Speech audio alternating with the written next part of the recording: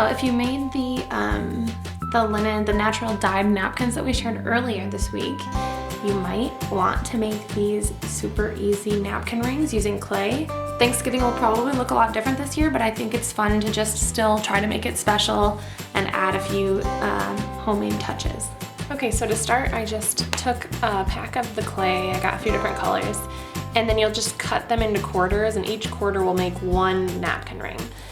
So this clay tends to be kind of hard at the beginning, so I just try to warm it up, and then I'm just gonna roll it out into a thin string, and when it's probably about 12 inches, I'll cut it in half and then line them up, and then just trim them so that they're equal, and then I'll twist them together.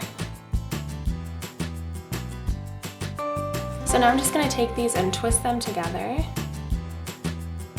and then bring the ends to meet and kind of push those together.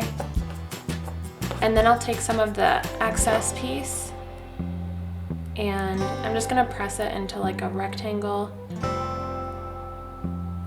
that's wide or long enough to wrap around this. So I'll just shape it out. And then I'm just gonna take it and wrap it around the seam. And then repeat this, and then you just bake them according to the directions on your packet.